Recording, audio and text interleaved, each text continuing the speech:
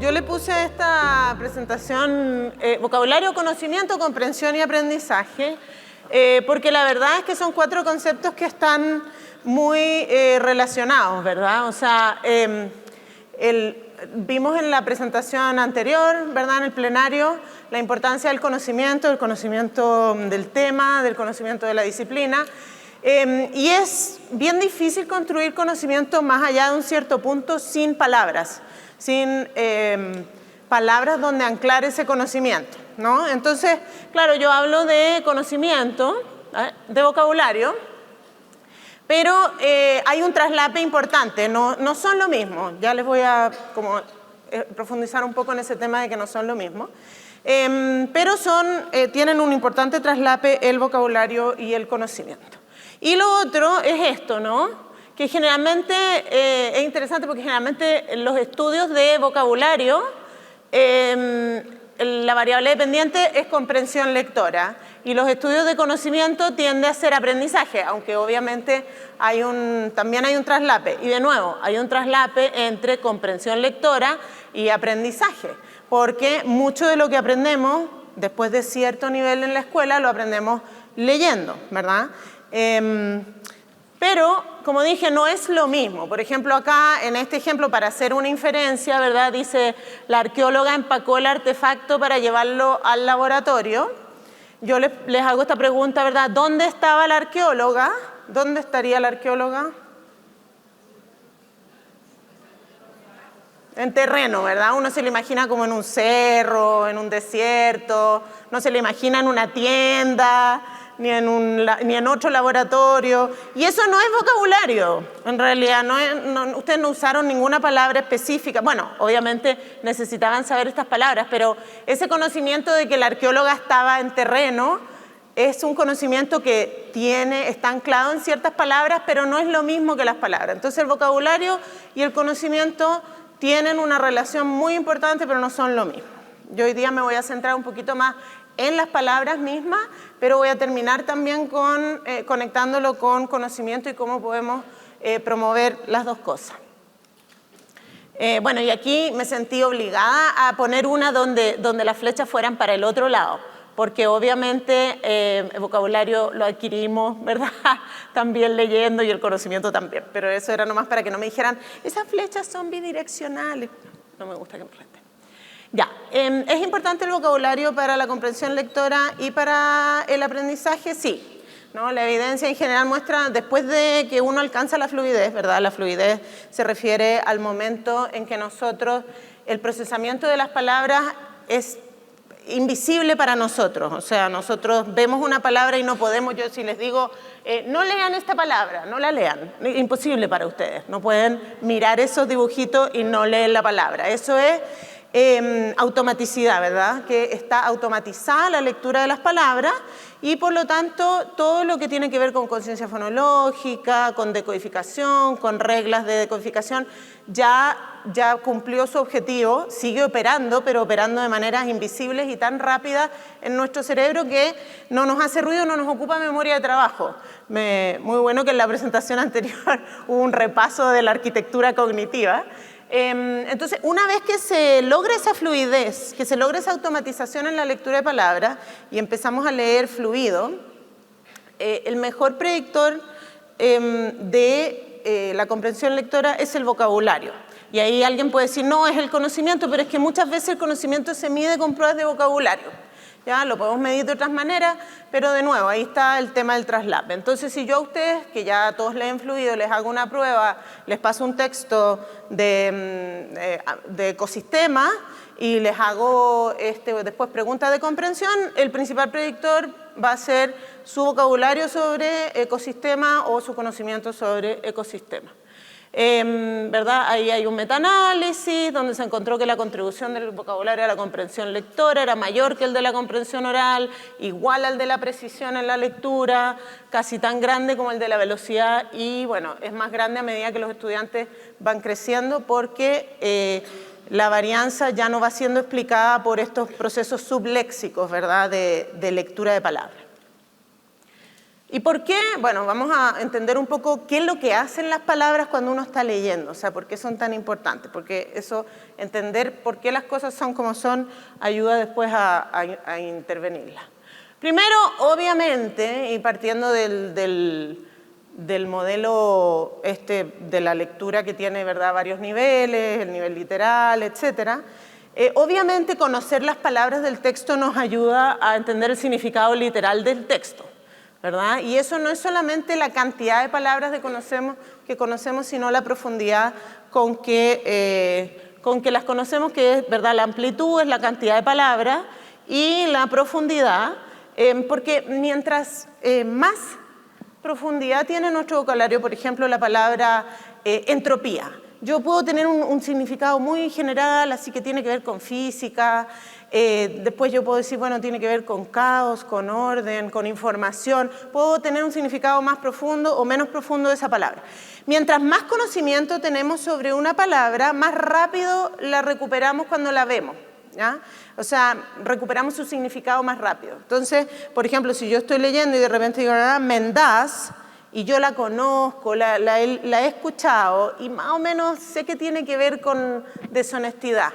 Pero si ese es mi nivel de conocimiento, voy a parar, voy a hacer esa recuperación y voy a seguir. Ahí ya ocupé memoria de trabajo, me distraje, perdí tiempo. Mientras que si la conozco muy bien, eso va a ser más rápido. Entonces, no es solamente la amplitud, sino la profundidad. Cuando estamos leyendo, tenemos que recuperar el significado literal de las palabras para entender las oraciones.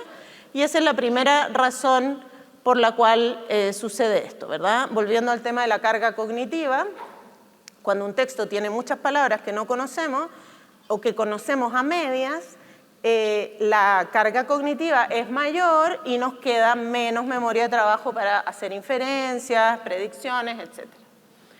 Por ejemplo, ahí hay un texto donde hay algunas palabras que un estudiante de cuarto o quinto básico podría tener problemas con ellas, ¿verdad? Yo destaco aquí el ambiente abiótico, que lo aprendí literal cuando mis hijas estaban estudiando esto, que son las piedras, las cosas que están en el ecosistema que no son seres vivos, o no sé, capaz que lo dije mal.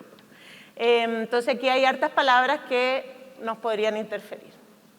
Además, ya, recuperamos el significado de esa frase, entendemos qué es lo que es el ambiente abiótico, nos imaginamos el ambiente abiótico, esa es la parte literal, pero además conocer esas palabras, nuevamente amplitud y profundidad, nos ayuda a hacer inferencia o nos permite hacer inferencia, porque sin eso no podemos. Por ejemplo, acá está la familia Numerosi, uno de mis libros favoritos infantiles, y dice, el director quedó tan impresionado que decidió suspender las clases, ¿ya? Y la pregunta inferencial, que en realidad dependiendo qué es lo que ustedes consideran una inferencia, es más o menos inferencial esta pregunta, pero para un niño de primero básico es bien inferencial, ¿por qué se suspendieron las clases?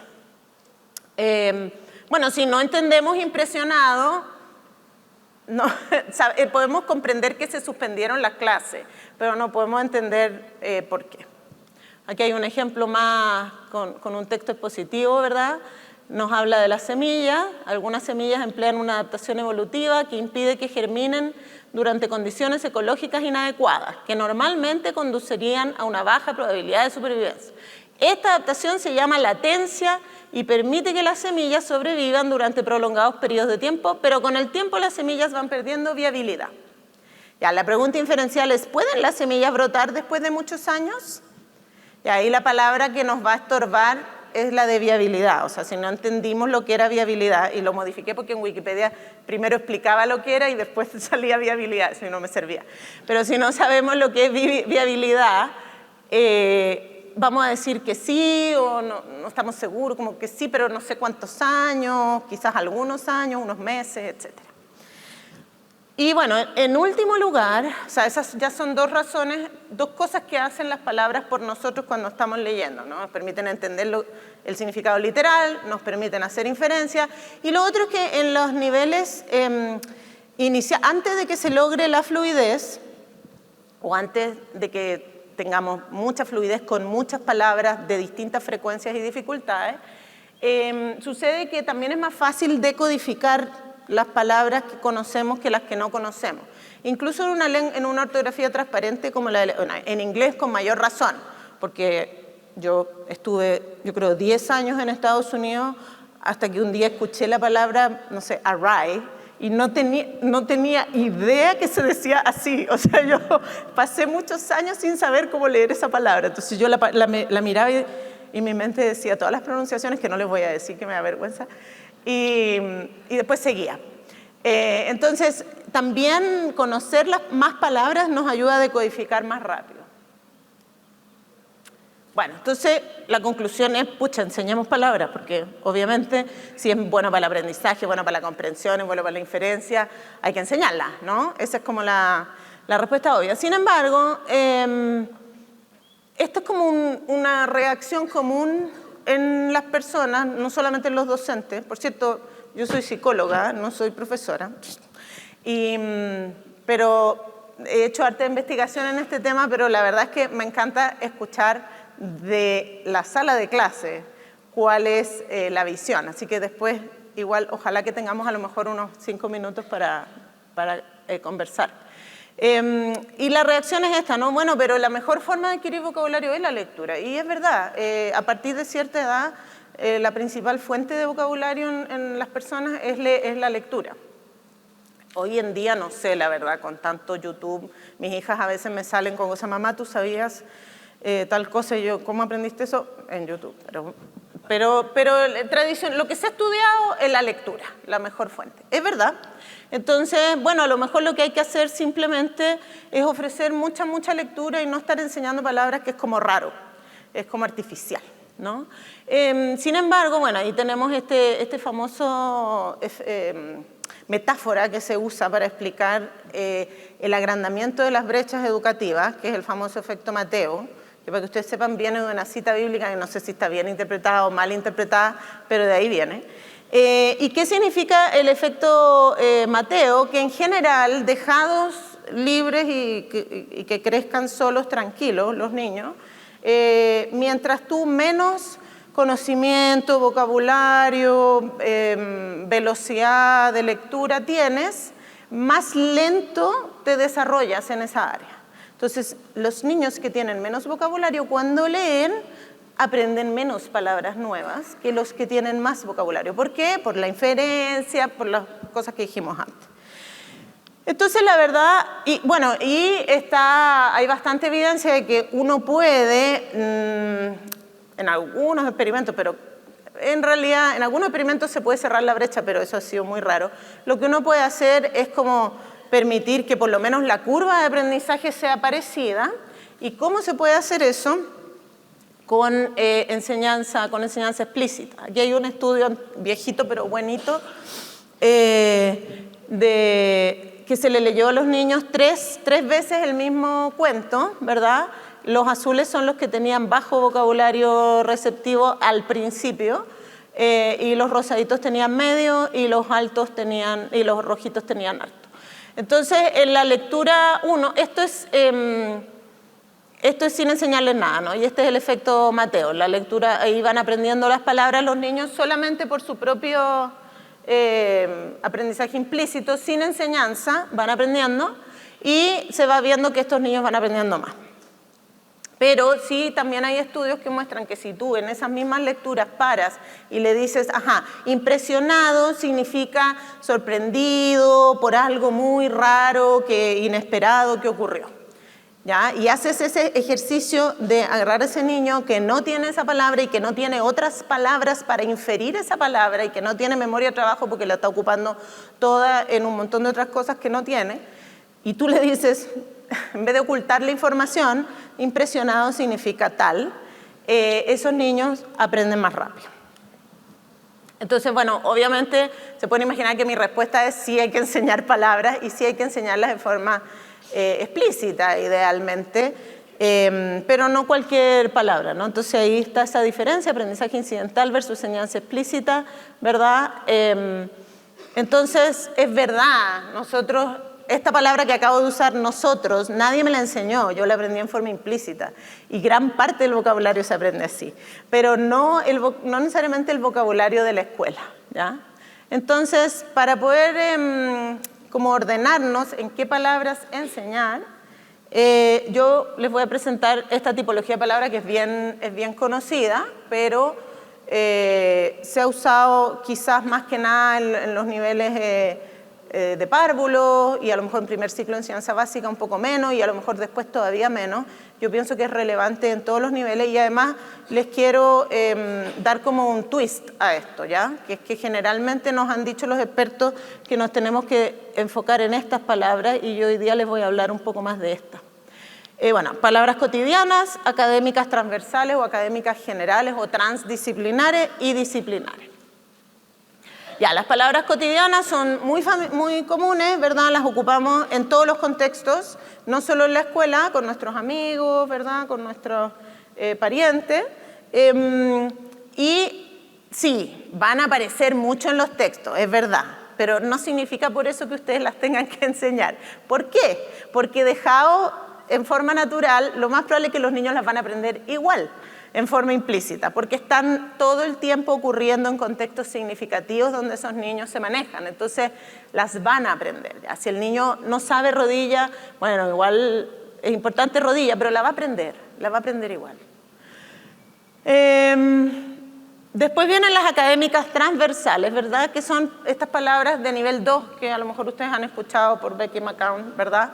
Las palabras de nivel 2, que son como más comunes, es una cuestión de diferencia, en los contextos académicos, le hace la escuela, la universidad, los textos que se leen para el colegio, el registro escrito más que el registro oral, son muy comunes en los contextos académicos y no tan comunes en los cotidianos. O sea, a lo mejor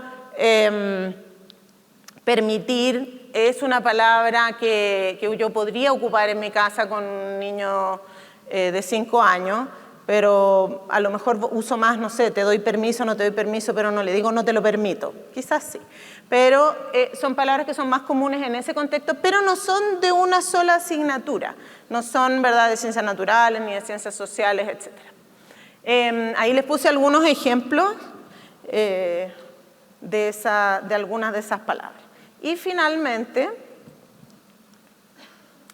bueno, y estas palabras yo creo que sí hay que enseñarlas porque aparecen mucho en los textos y en los ejemplos, de las guías, por ejemplo, esta palabra, representar en primero básico, a nosotros, yo les voy a mostrar las palabras que encontramos nosotros, pero nos salió mucho, representa no sé qué cosa, y yo pienso el niño que no sabe lo que representa, bueno, además que todos los niños piensan que representar es hacer una obra de teatro, en nuestro estudio todos era hacer una obra de teatro, y está bien, es, pero cuando le dice representa tu sala en un mapa, el niño así como, no entiendo. Ya. Y finalmente las palabras disciplinares, que son palabras que son específicas a una disciplina, las ciencias naturales, o la historia, o la química, dependiendo del nivel en el que estemos, cuál es el nivel de especificidad. Ahí les puse algunos ejemplos de primero básico que nos salieron a nosotros. Bueno, no, no. Institución sí es de primero básico y energía también. Materia no me acuerdo si salía. Son muy frecuentes, incluso de primero básico. Ahora les voy a mostrar. O no les voy a mostrar eso, pero no lo puse ahí. Pero a nosotros, por ejemplo, un cuarto de las palabras académicas que encontramos en un análisis que hicimos del currículum de primero básico, de todos los materiales que había puesto el Ministerio de Educación en línea para la pandemia, hicimos ese análisis y un cuarto de las palabras disciplinares, académicas, eran disciplinares. O sea, por cada 3 palabras generales había una disciplinar y eran muy comunes en los textos en realidad. También tienen algo interesante que sobre todo en ciencias naturales son muy específicas a un tópico, más que por lo menos en el primer ciclo básico no hay tanto palabras de ciencias naturales, son palabras de hábitat, son palabras de hábitos saludables, son palabras de cada una de cambios de estado. Cada tema tiene sus palabras, eso nos pareció bien interesante. Bueno, son importantes, nosotros hicimos este estudio en la pandemia, que fue bien traumático, en que le pedimos analizamos todos los materiales de primero básico, extrajimos miles de palabras, las seleccionamos como 70 palabras transdisciplinares, disciplinares de ciencias naturales y de ciencias sociales, hicimos unas pruebas para ver si los niños las conocían y para ver qué es lo que entendían por las palabras. Y luego ocupamos esos puntajes para predecir cómo les iba en pruebas disciplinares al final del año, que las diseñamos para que no incluyeran las palabras, ¿ya? Porque si no es muy tramposo. Como si, bueno, por ejemplo, si la palabra era necesidad, ¿verdad? Después la pregunta era, ¿el volcán es un ser vivo? ¿Sí o no? No. ¿Por qué no? Obviamente si los niños entienden que los seres vivos tienen necesidades y pueden ocupar esa palabra, les va a ir mejor. Pero la pregunta en sí no incluía la palabra necesidad. Y en nuestro estudio, bueno, llegamos a 155 estudiantes, queríamos hacer como 400, pero la pandemia fue terrible, y encontramos que era lo que más explicaba el logro de los objetivos, las palabras transdisciplinares. Después de controlar el vocabulario general que tenían los estudiantes, el vocabulario transdisciplinar que tenían los estudiantes y su memoria de trabajo, los que sabían estas palabras eran los que aprendían más ciencias naturales y ciencias sociales. Bueno, entonces para resumir esta parte, porque tengo otra parte, ¿por qué enseñar palabras disciplinares y transversales, verdad? Porque son muy frecuentes en los textos. Ah, aquí estaba el dato, me confundí. Porque son súper frecuentes en los textos, o sea, no se crean, en primero básico está lleno de palabras específicas de disciplina y palabras que son escolarizadas y que los niños muy poco probable que las vayan a escuchar en su casa con la suficiente repetición y contexto para que las aprendan. Porque ahora les voy a decir que no da lo mismo cómo se enseñan, ¿verdad?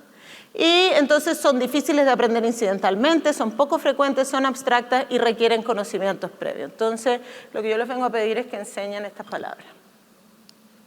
¿Cuáles palabras enseñar? Bueno, nosotros hicimos este estudio, ahí les dejo algunas de las palabras que extrajimos. Esto es de primero básico y ahora estamos terminando la extracción de las palabras de segundo y tercero básico, y incluimos matemáticas en ese estudio. Las palabras matemáticas son mucho más transversales, son las mismas en segundo y en tercero, a diferencia de las de ciencias naturales. Ahí les pongo, por ejemplo, las que se repetían más de 100 veces son esas. Esto es en primero básico, ahí internacional, por ejemplo, internacional, cuidar, seguridad, convivencia, institución, etc.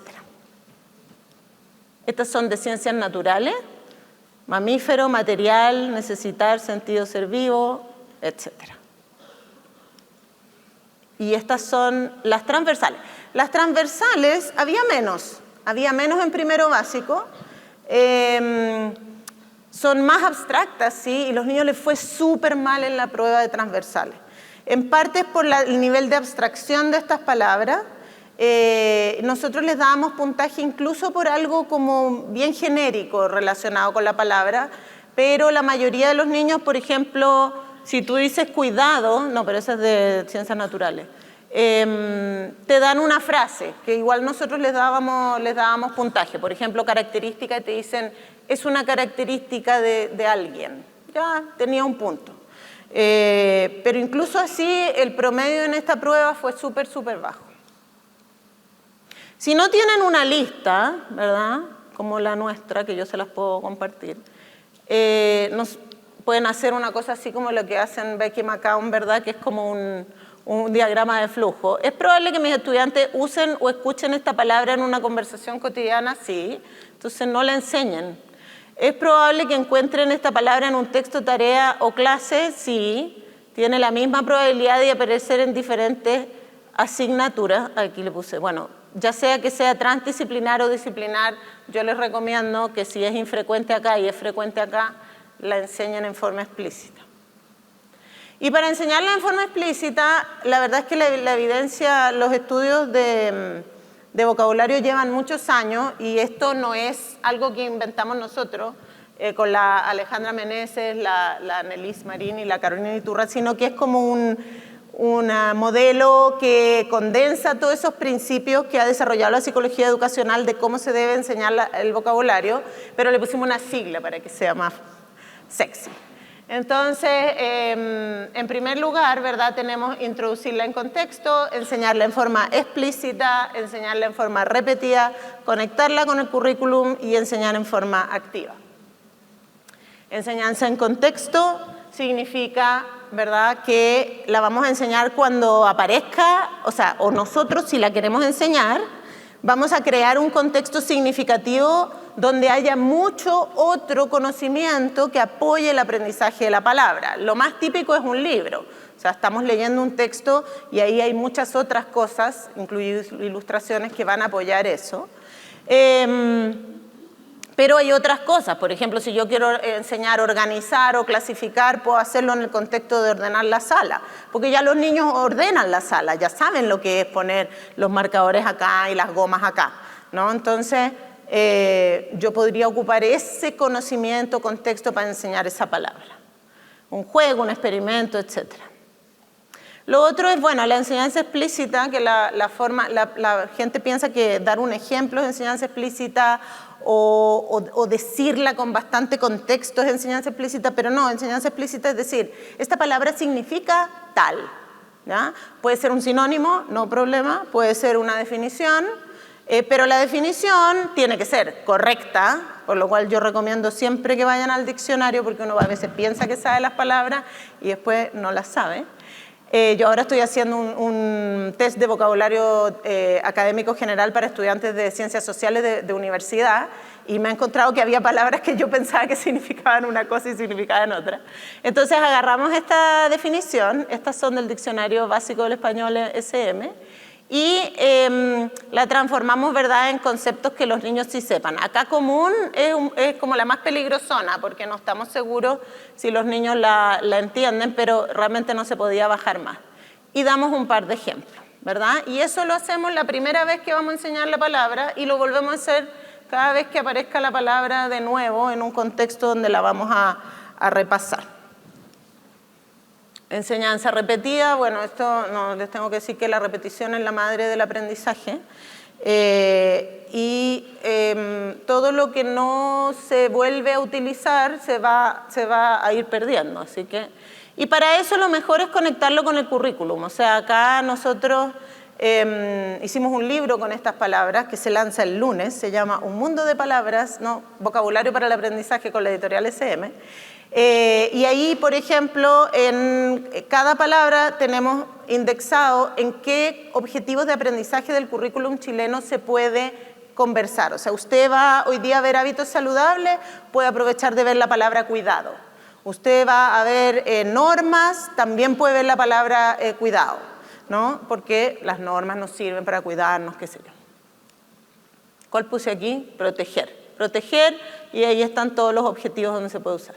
Y finalmente, nosotros sabemos que los seres humanos en general aprendemos mejor cuando estamos involucrados, ¿verdad?, cognitivamente. ¿Qué quiere decir eso? Que estamos haciendo un esfuerzo, que estamos prestando atención, que estamos haciendo cosas con ese conocimiento, que cuando estamos, así como están ustedes, sentados escuchando a alguien. Por eso, pero esta no es una clase. Entonces, a veces la gente piensa que aprendizaje activo es motor, ¿ya? Pero el aprendizaje activo no siempre es motor. O sea, cuando yo tengo que tomar una decisión, por ejemplo, y decir si corresponde la palabra impresionado en esta situación o no, estoy siendo activo. Tomar decisiones es algo muy activo, ¿no?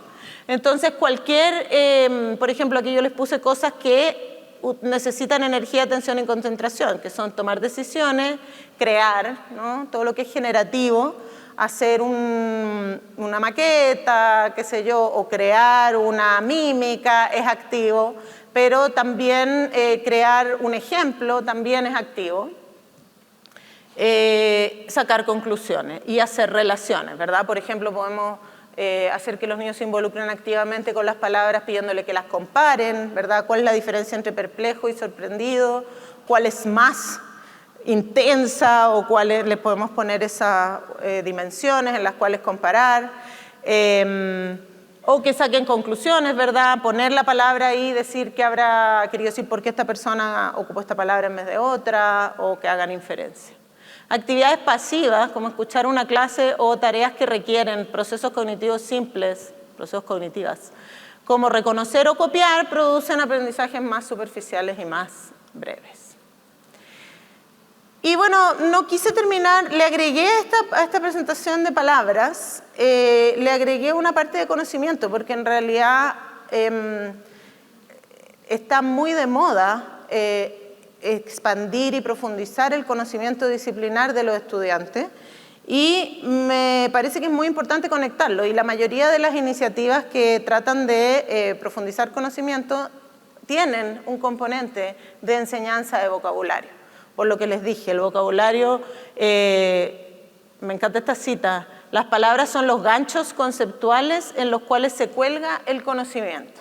O sea, llega un momento en que yo no puedo desarrollar más en profundidad mi comprensión de lo que significa depresión, por ejemplo, sin esa palabra, ¿ya? Porque esa palabra me la separa de otros conceptos, ¿verdad? Me lo delimita, me sirve para expresarme. Entonces, las dos cosas tienen que ir juntas. Bueno, ya en la sesión anterior se convencieron de que es importante el conocimiento, así que y no es nada que por alguna razón tengo repetida esta lámina. Pero ¿qué conocimiento? ¿Cómo es el conocimiento que es importante, ¿no? Los psicólogos hace muchos años que sabemos que es más utilizable el conocimiento que está conectado con más conocimiento. Mientras yo más conexiones tengo, ¿verdad?, más accesible es mi conocimiento, más utilizable en nuevas situaciones, más transferible, etc. Eso significa que cuando nosotros vamos a hacer iniciativas para profundizar el conocimiento de los alumnos, tenemos que buscar crear esquemas, y los esquemas no los podemos crear con un conocimiento. Le voy a enseñar hoy día que se lea un libro sobre los animales nocturnos, y mañana vamos a cambiar de tema totalmente. Lamentablemente, digo lamentablemente porque aquí en Chile yo creo que esto es una gran debilidad que tenemos, esto requiere muchos libros expositivos de un mismo tema. O sea, que si tengamos 20 libros de los volcanes, 10 libros de, bueno, los dinosaurios yo creo que sí hay, pero es el único tema que se me ocurre que hay mucho. Porque lo que queremos es formar estructuras ricas y densas de conocimiento relacionado entre sí, ¿ya? ¿Y qué significa esto? Que si ustedes, bueno, aquí hay varios principios, pero que si ustedes se ponen en una campaña de desarrollar conocimiento y vocabulario disciplinar, van a tener que profundizar en un tema un buen tiempo, no solamente picotear, ¿ya? Picotear no es tan bueno para construir estas estructuras densas de conocimiento y vocabulario disciplinar. Aquí les puse algunos principios. El primero es colecciones coherentes de libros expositivos, ¿verdad? Les puse como un estudio en cada uno, pero lo pueden mirar después cuando se publique la presentación. Pero, por ejemplo, en este estudio compararon 6 libros conectados con 6 libros no conectados, y vieron que los niños que habían tenido la condición de los libros conectados hacían más cosas y transferían más y habían aprendido más sobre el tema. Bueno, de nuevo, enseñanza. Muchos de los estudios que buscan solidificar conocimiento, lo que hacen es enseñar vocabulario en forma explícita. O sea, todos los principios que les hablé de vocabulario, si ustedes van a hacer una iniciativa para profundizar conocimiento, no pueden saltarse el vocabulario, y de la forma que les dije, explícita. Aquí hay un estudio, ¿verdad?, con 30 escuelas. Ellos hacían, además de todas estas iniciativas, hacían como mapas conceptuales de las palabras disciplinares. Y bueno, y esto, que también lo hemos visto, lo vimos en las personas que fueron a la presentación de Alejandra Meneses, y que yo creo que hay hartas otras personas que lo han dicho hoy día, además de esto, es que tenemos que integrar, ¿verdad?, la enseñanza del lenguaje y la comprensión lectora con las asignaturas. O sea, en las asignaturas, en la clase de lenguaje, no sacamos nada con enseñar predicción, inferencia, etcétera, si no lo integramos con el tipo de conocimiento que los estudiantes van a tener que hacer esas predicciones e inferencias. Entonces aquí les puse un metaanálisis de 35 intervenciones que integraban la enseñanza de la lectura con ciencias y ciencias sociales, ¿verdad? Y los puntos clave entonces son el conocimiento del vocabulario, son esenciales, la enseñanza planificada y directa de palabras. Y planificar significa cuáles palabras voy a enseñar, no las que vayan saliendo, porque tienen que ser palabras que son del currículum y que se van a repetir. Porque si no, después, si enseñaron tribulación en segundo básico, ¿cómo se las van a arreglar para que 2 semanas después les vuelva a salir?